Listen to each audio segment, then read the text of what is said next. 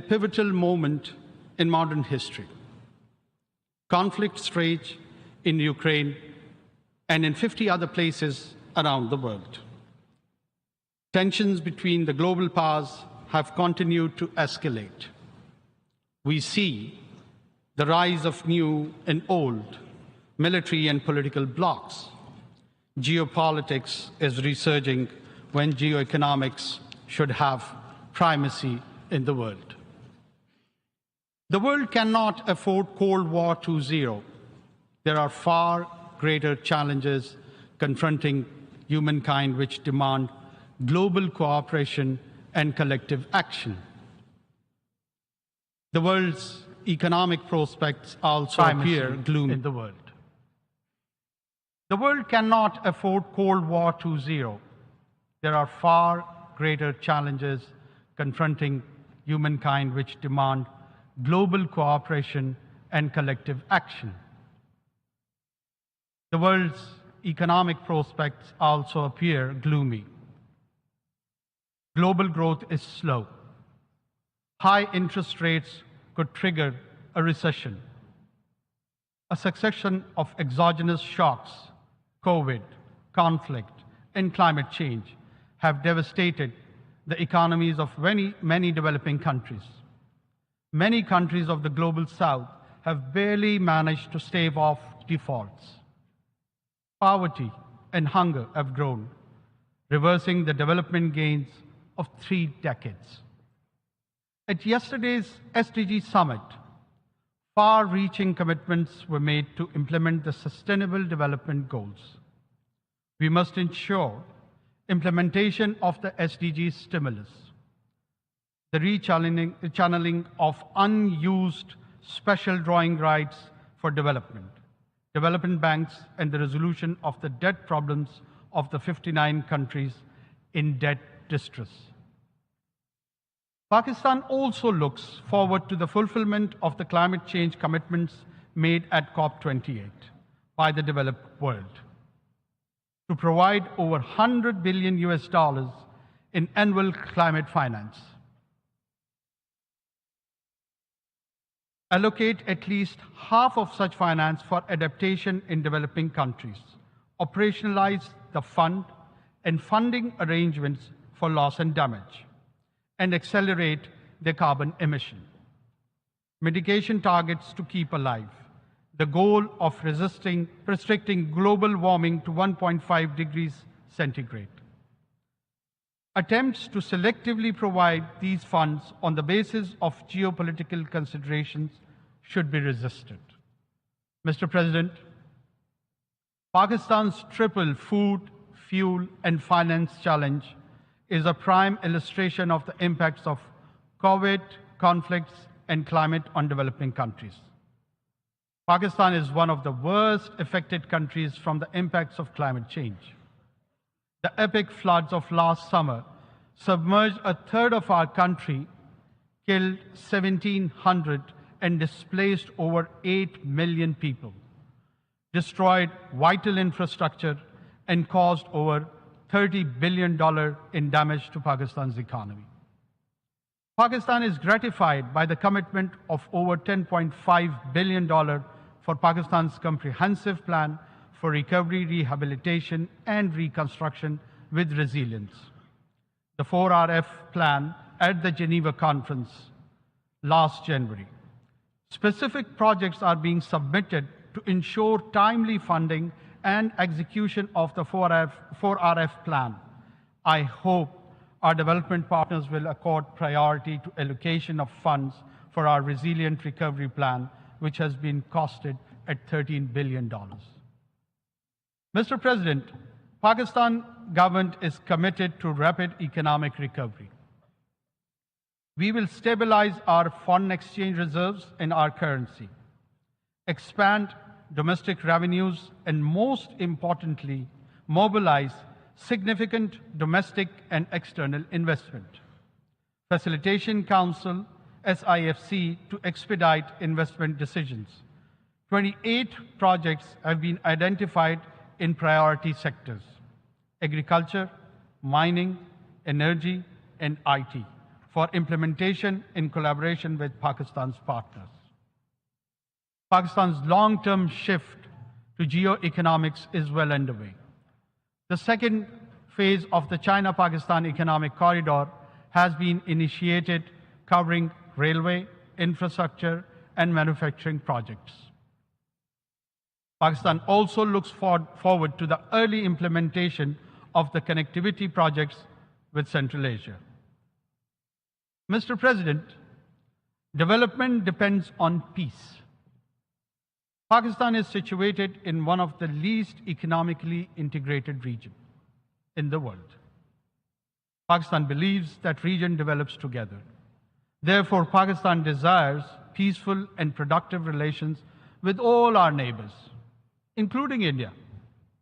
Kashmir is the key to peace between Pakistan and India. The Jammu and Kashmir dispute is one of the oldest issues on the agenda of the Security Council.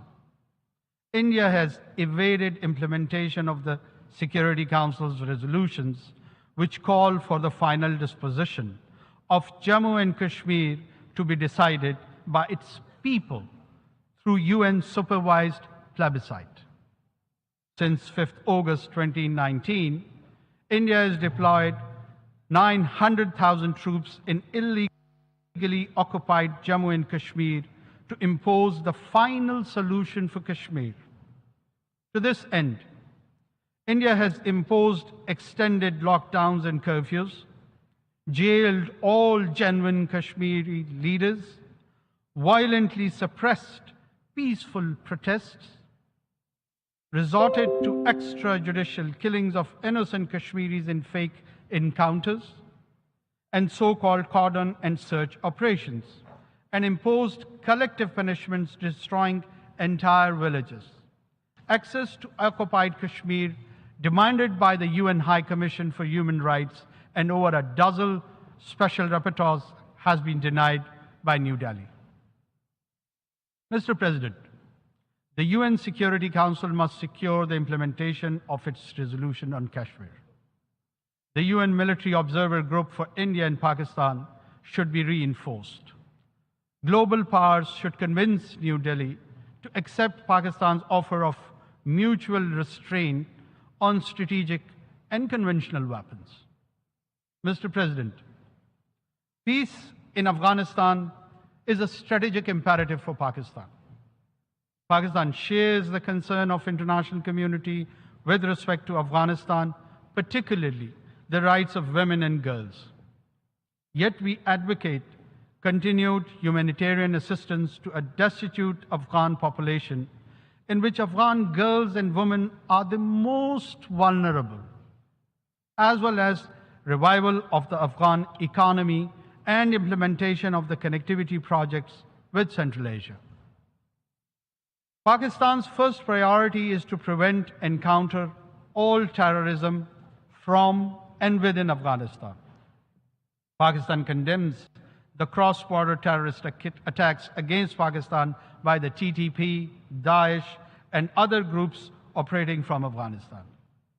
We have sought Kabul's support and cooperation to prevent these attacks. However, we are also taking necessary measures to end this externally encouraged terrorism. Mr. President, Pakistan welcomes the progress made towards ending the conflicts in Syria and Yemen. In particular, we warmly welcome the normalization of relations between the Kingdom of Saudi Arabia and the Islamic Republic of Iran.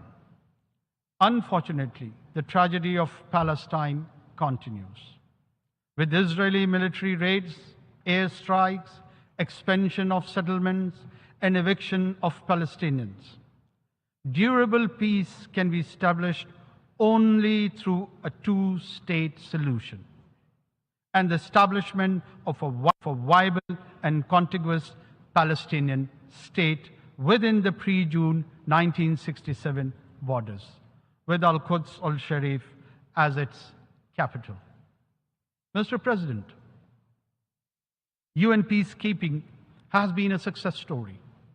Over more than 6 decades, Pakistan has contributed 230,000 peacekeepers in 47 missions across the world.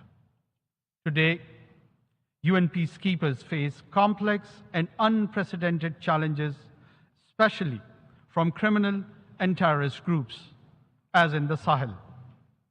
We must ensure the safety and security of peacekeepers. Pakistan shall continue to work with the UN to develop the capabilities and more robust mandates required for successful enforcement actions by UN and international forces where needed. Mr. President, we must counter all terrorists without discrimination, including the rising threat posed by far-right extremist and fascist groups, such as Hindutva-inspired extremists threatening genocide against India's Muslims and Christians alike. We also need to oppose state terrorism, address the root cause of terrorism, such as poverty, injustice, and foreign occupation, and distinguish genuine freedom struggles from terrorism. Pakistan prospers the creation of a committee of the General Assembly to oversee the balanced implementation of all 4 pillars of the global counter-terrorism strategy. Mr. President, our progress based on rich history of cooperation, understanding, exchange, and synthesis of ideas among civilization is impearled today. The narratives advocating a clash of civilization have done considerable harm to humanity's progress. Such ideas have done considerable harm to humanity's progress. Such ideas have bred extremism, hatred, and religious intolerance, including Islamophobia. Make no mistake, it's a latent threat that undermines millennia of progress.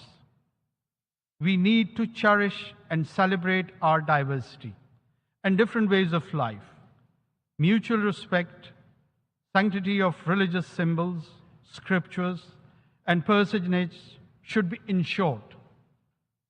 While Islamophobia is an age-old phenomenon, however, after the 9/11 terrorist attacks, it has assumed epidemic proportions, as manifested in the negative profiling of Muslims and attacks on Islamic sites and symbols, such as the recent public burnings of the Holy Quran. Last year, this Assembly adopted a resolution proposed by Pakistan on behalf of the OIC, declaring 15th March as the International Day to combat Islamophobia. Earlier this year, the Human Rights Council adopted an OIC resolution submitted by Pakistan urging states to outlaw the burning of the Holy Quran and similar provocations. We welcome the legislation initiated by Denmark and contemplated by Sweden towards this end. Pakistan and the OIC countries will propose further steps to combat Islamophobia, including the appointment of a special envoy, creation of an Islamophobia data center, legal assistance to victims, and an accountability process to punish Islamophobic crimes. Mr. President, the complex global and regional challenges that the world faces today can be best addressed through effective multilateralism within the framework of the United Nations. However, multilateralism is being eschewed due to the unilateral policies of and strategic rivalry and tensions between global powers. Pakistan will continue to work actively to strengthen multilateral institutions and enhance global cooperation. Pakistan looks forward to continuing negotiation on the scope and elements of the Summit of the Future and the Pact for the Future, building on the convergence that emerged in earlier consultations. The summit's preparatory process must not disrupt existing negotiating processes such as the Intergovernmental negotiations on the reform of the Security Council. Mr. President, Pakistan does not believe in elitism. With the Committee of Nations, the UN Charter principles of equality and sovereignty must be preserved in the interest of global peace and prosperity. Pakistan believes that additional permanent members to the Security Council will further erode its credibility and legitimacy. The widest possible agreement can be best achieved on the basis of the Uniting for Consensus Group's proposal for expansion of the Council only in the non-permanent category, with provision for a limited number of long-term seats. Mr. President, Pakistan believes that to build, preserve, and promote peace and prosperity today and in the future, it is vital to reduce great power rivalry and tensions, ensure strict adherence to the UN Charter, consistently implement Security Council resolutions, eliminate the root cause of conflicts, and respect the principles of non-use of force, self-determination, sovereignty, and territorial integrity, non-interference in the internal affairs of the states, and peaceful coexistence. Pakistan will work diligently and actively with all member states to realize these vital elements of a new, equitable, and peaceful world order. I thank you. निगरान वज़ीर-ए-आज़म अनवर हक काकड़ अक़वाम मुत्तहिदा की general assembly से खिताब है और पाकिस्तान ने एक बार फिर मसला कश्मीर जो है वो अक़वाम मुत्तहिदा की जनरल असम्बली में उठवा दिया है। बात करते हुए तकरीर के दौरान अनवर हक काकड़ ने कहा कि इंडिया की तरफ से मकबूजा कश्मीर में इंसानी अलमिया जन्म ले रहा है। इस वक्त मसाइल की अगर बात की जाए तो मसला कश्मीर इस वक्त सरे फहरिस्त है। हमारा हमेशा से ये मुतालबा रहा है कि मसला कश्मीर अक़वाम मुत्तहिदा की करारदादों के मुताबिक हल होना चाहिए। पाकिस्तान और भारत में अमन के लिए मसला कश्मीर को हल होना चाहिए। अनवर हक काकड़ ने अपनी तकरीर में मजीद कहा, पाकिस्तान भारत समेत तमाम ममालिक से अच्छे ताल्लुकात चाहता है। उन्होंने अपनी तकरीर के इब्तिदाइया में कहा कि मौसमियाती तब्दीलियों की वजह से पाकिस्तान शदीद मुतासिर हो रहा है। इस वक्त ब्रिगेडियर रिटायर्ड गज़नफ़र अली साहब हमारे साथ मौजूद है, दिफाई तज़कियाकार हैं, उनसे बात करेंगे। ब्रिगेडियर साहब ज़रा बताइएगा, पाकिस्तान ने एक बार फिर मसला कश्मीर जो है अक़वाम मुत्तहिदा की जनरल असम्बली में उठा दिया है, ऐसे वक्त में जब कनाडा की जानिब से और अमरीका की जानिब से इंडिया को जो है वो निशाना बनाया जा रहा है। कहा यह जा रहा है कि इंडिया जो है वो दूसरे ममालिक में भी दहशतगर्दी में मुलविस है। ऐसे वक्त में पाकिस्तान का ये मुतालबा जो है कितना अहम और कितना बर वक्त है? जी, जहाँ तक आपने मुतालबे की बात की और जो आपने कनाडा में जो दहशतगर्दी इंडिया ने की है और जो इंडिया की आदत है दहशतगर्दी करना, इंडिया दुनिया का दो बहुत बड़े दहशतगर्द मुल्क हैं जो दहशतगर्दी पे बिलीव करते हैं, जिनका मजहब दहशतगर्दी है। एक इजराइल है और एक इंडिया है। अब इन दोनों को सपोर्ट करता है अमेरिका। अब जो कुछ कनाडा में हुआ वो आपने देखा है कि वहाँ पे एक शख्स को कैनेडियन सॉइल पे रॉ के मास्क एजेंट्स ने कत्ल किया और एक और बंदा दोबारा मार दिया।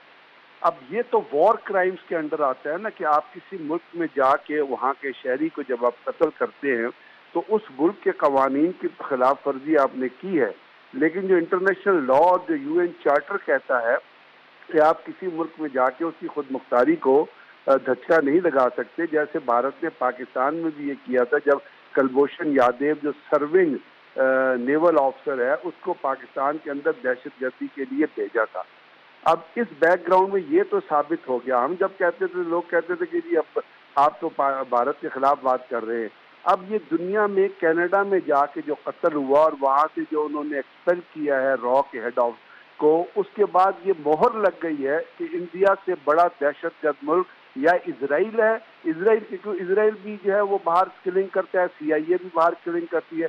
तो ये तीन ममालिक है, CIA हो गई, मुसाद हो गई और रॉ हो गई जो इंडिया की इंटेलिजेंस एजेंसी है, कि ये कत्ल में, दहशतगर्दी में, लोगों का अमन बर्बाद करने में, रियाकारी में, झूठ बोलने में, हुकूमतों को मिसगाइड करने में, अमन तबाह करने में इन्वॉल्व है। अब यही चीज़ जो है ये रिपीट हो रही है कश्मीर के अंदर। पर पाकिस्तान बारहा यूनाइटेड नेशन असम्बली को भी बता रहा है, अमेरिकन को भी बता रहा है, वेस्ट को भी बता रहा है कि ये किस तरह कश्मीर के अंदर 14 इन्होंने एंटी ह्यूमन राइट्स लॉज लगाए हुए हैं। Jammu and Kashmir special act, Jammu and Kashmir public safety act, कोटा, उसके बाद टाडा और पता नहीं कौन, जिससे ये लोगों को मारते हैं, औरतों की आबरूरूजी करते हैं। इन्होंने अपना कुपवाड़ा में 100 औरतों को एक लाइन में खड़ी करके फोर राजपूताना राइफल थी, उनके जवानों ने 100 औरतों को दिन के 10 बजे रेप किया, उनके बच्चों के सामने, उनके बड़ों के सामने। ये ह्यूमन राइट्स वॉच कहती है 70 औरतें, एमनेस्टी इंटरनेशनल कहती है 100 औरतें। और जब वो केस कोर्ट में गया तो कोर्ट ने सुनने से इनकार कर दिया। पुलवामा में इन्होंने नरेंद्र मोदी जैसे दहशतगर्द ने जो मसोलिनी और हिटलर का पैरोकार है, उसने पुलवामा में अपने फौजी मरवा दिए सिर्फ इलेक्शन जीतने के लिए, और अभी दूसरा इलेक्शन प्लान कर रहे हैं फौजियों को मरवाने का, क्योंकि फिर इलेक्शन नजदीक आ रहे हैं। अभी इन्होंने ये प्लान किया कनाडा में उसको नजर को मरवाने का इलेक्शन जीतने के लिए, क्योंकि अभी आप देखेंगे जो वहाँ पे हार्डकोर एलिमेंट्स हैं, जो बीजेपी के हैं, जो एक्सट्रीमिस्ट हैं आरएसएस के, वो इसको अपनी फतह के तौर पे सेलिब्रेट, यानी लोगों को मार के उसको ये अपनी विक्ट्री के तौर पे सेलिब्रेट करते हैं। तो इस बैकग्राउंड में कश्मीर का जिक्र करना और दुनिया को ये कहना कि शर्म करो बेशर्मो, वहाँ पे मुसलमान मर रहे हैं। अगर कोई चीज़ यूएनओ ने कोई चीज़ ईस्ट तैमूर में होती है और सूडान में होती है तो वहाँ अपना मसला हल कराते हैं। यहाँ यूएन का सेक्रेटरी जनरल पाकिस्तान में आके स्टेटमेंट दे के जाता है, बाहर जाके वो भी भूल जाता है, क्योंकि ये मुसलमानों का मामला है। कश्मीर में मुसलमान रहने, कश्मीर में कोई और रिलीजन रह रहा होता, यहूदी रह रहे होते या कोई और रह रहा होता, तो ये अभी तक वो मसला हल करा गए होते। ये तो एंटी मुस्लिम स्टांस है यूएनजीए के अंदर, और ये तो अमेरिका के अंदर भी यही चीज़ है, और अमेरिका डायरेक्ट करता है। यूनाइटेड नेशन तो यूनाइटेड नेशन कॉर्पोरेशन बन गई है, वो यूनाइटेड नेशन तो रही नहीं। वो तो यूनाइटेड नेशन है जो अब रेजुलेशन पास करती है दुनिया में, अमेरिका को अथॉरिटी देती है, जाओ फलाने मुल्क को जाके तबाह कर दो, इराक को तबाह कर दो, लिबिया को तबाह कर दो, फलाने को तबाह कर दो, इजाजत है तुम्हें जो मर्जी करो। जैसा कि आपने कहा कि इंडिया को सपोर्ट करता है अमेरिका, और अब अमेरिका से भी आवाजें उठ रही हैं। कनाडा को मुकम्मल तौर पर सपोर्ट कर रहा है अमेरिका, और इंडिया के बारे में बताया जा रहा है कि अमेरिका की जानिब से एक बयान भी आया है अमेरिकी सदर की जानिब से। आप क्या समझते हैं ऐसे मौके पर इंडिया के ऊपर कितना ज्यादा दबाव बढ़ रहा है कि ये जो पाकिस्तान और कनाडा और दीगर ममालिक के अंदर दहशतगर्दी करता है, और ऐसी सूरत हाल के अंदर अक़वाम मुत्तहिदा में तो पाकिस्तान ने मसला उठा दिया, और कौन कौन से फोरम है जहां पर पाकिस्तान को आवाज उठानी चाहिए? जहां तक कनाडा के मसले का ताल्लुक है, पाकिस्तान के मसला उठाने से कोई हल नहीं होगा। असल में ये मसला उठाना है कनाडा से, असल में ये मसला उठाना है अमेरिका ने। पाकिस्तान की आवाज़ आप सुने एक ऐसे मुल्क में जो पाकिस्तान के अंदर केयर टेकर हुकूमत है, तो पाकिस्तान की आवाज़ क्या कौन सुनेगा? क्योंकि आपको आवाज़ उठाने के लिए आपकी पर्सनैलिटी, आपका बैकग्राउंड, आपके मुल्क की स्टैंडिंग बड़ा काउंट होती है। इस मसले को तो उठाना चाहिए अमेरिकन को, इस मसले को उठाना चाहिए कैनेडियंस को, और अमेरिका को चाहिए और कनाडा को चाहिए, ख़ास तौर पर कनाडा को चाहिए कि जो उनका इंडियन सफ़ीर है वहाँ पर कनाडा, उसको एक्सपेल करे फ़ौरन, उनसे डिप्लोमेटिक रिलेशन जो है वो ख़त्म करे। और उसके साथ साथ आरएसएस के जितने वहाँ पे रजिस्टर्ड लोग हैं, और जो आरएसएस वहाँ पे फंड जमा करती है, आपको पता है आरएसएस की शाखाज है जो अमेरिका में फंड जमा करते हैं, फिर वो फंड जमा करके इंडिया भेजते हैं, कनाडा में हैं जो फंड जमा करते हैं। तो ये आरएसएस के जो एक्टिविस्ट है और बीजेपी की जो एक्टिविस्ट काम कर रहे हैं कनाडा में और अमेरिका में और बाकी यूरोपीय ममालिक में, उनको बैन करें, उनको वापस उनको निकाले अपने मुल्क से, तब मसला हल होगा। क्योंकि बात ये है कि दुनिया में इस किस्म की चीज़ें कुछ दिन तो चलती हैं, हाइप एक क्रिएट होती है, मीडिया पीछे पड़ता है, मुख्तलिफ जगहों पे आवाज़ें उठती हैं, लेकिन चूँकि भारत जो है उसके साथ अमेरिका के डिफेंस पैक्ट भी हैं और ट्रेड रिलेशंस भी हैं, और वो अमेरिका को चाइना के खिलाफ खड़ा भी और इंडिया को चाइना के खिलाफ भी खड़ा करना चाहते हैं, इसलिए वो इंडिया की मदद करते हैं। तो आहिस्ता आहिस्ता अगर कनाडा ने उसको परसू न किया, और कनाडा, देखिए कनाडा की बात नहीं है, कनाडा, न्यूजीलैंड, अमेरिका और ऑस्ट्रेलिया एक सिस्टम का हिस्सा है जिसको five eyes intelligence sharing system कहते हैं। तो 5 आइज इंटेलिजेंस शेयरिंग सिस्टम ने वो तमाम मालूमात जमा की हैं जिसके जरिए वो दहशतगर्द वहाँ पहुँचे, किस पासपोर्ट पे गए, किससे कम्युनिकेट किया, किस होटल में रहे, किस गाड़ी जी। में सफर किया, जो रॉ का ऑफिसर था उसने क्या उसको मुसलसल हटाया। दबाव बढ़ रहा है इंडिया के ऊपर और मसला कश्मीर को लेकर और दीगर चीज़ें जो हो रही हैं, इस पर मजीद बात करेंगे। माहिर कौमी सलामती उमूर जनाब सैयद मोहम्मद अली साहब ने भी हमें ज्वाइन किया है। मोहम्मद अली साहब, बहुत शुक्रिया GTV न्यूज़ के लिए आपने वक्त निकाला। पाकिस्तान ने मसला कश्मीर अक़वाम मुत्तहिदा की जनरल असेंबली में उठा दिया है, ऐसे वक्त में जब अमेरिका और कनाडा में भी भारत की मजम्मत की जा रही है जो दहशतगर्दी कनाडा के अंदर हुई है। कैसा, कितना अहम है ये पाकिस्तान का मुतालबा, और आप क्या समझते हैं दुनिया पाकिस्तान के आवाज़ से आवाज़ मिलाएगी? जी बहुत शुक्रिया। देखिए, ये काफ़ी जामिया और पुरमक्स तकरीर थी हमारे वज़ीर-ए-आज़म की, और उन्होंने जो चारों मामलात का अहाता किया और ख़ासतौर पे जो निशानदेही की वो 4 मामलात की है। उन्होंने कहा पूरी दुनिया को जो आलमी मसाइल हैं वो 4 सबसे बड़े हैं। एक माहौलियाती तब्दीली है, एक बीमारी है, एक गुर्बत है और एक भूख है। और हम तमाम आलमी बरादरी इन तमाम चैलेंजेस का उसी वक्त मुकाबला कर सकती है अगर हम मिल के चलें और जियो पॉलिटिक्स को अपनी पॉलिसीज पे और तरजीहात पे असरअंदाज ना होने दें और अक़वाम मुत्तहिदा के चार्टर और उसूलों की पासदारी करें। अब जो ख़ास तौर पे आपने जिस मामले की तरफ हवाला दिया, यकीनन उन्होंने कश्मीर, भारत और अफगानिस्तान और टेररिज्म के मामले पे काफ़ी क्लियर स्टांस जो है वो एम्फसाइज भी किया और उसको दोहराया भी। और जो दहशतगर्दी का ख़तरा है, न सिर्फ ये कि हमारे मशरक़ी हमसाये के हवाले से, अफगानिस्तान के हवाले से, और साथ ही साथ उस हिंदुत्व की सोच की भी उन्होंने निशानदेही की जिसके नतीजे में भारत का जो है एक डिस्टेबलाइजिंग रवैया इस खित्ते में उन पॉलिसीज की वजह बन रहा है जिसकी वजह से न सिर्फ इस खित्ते में अदम इस्तेहकाम है, दहशतगर्दी है, स्टेट की स्पॉन्सर्ड टेररिज्म है, और साथ ही साथ असलहे की एक बेजा दौड़ भी जारी है।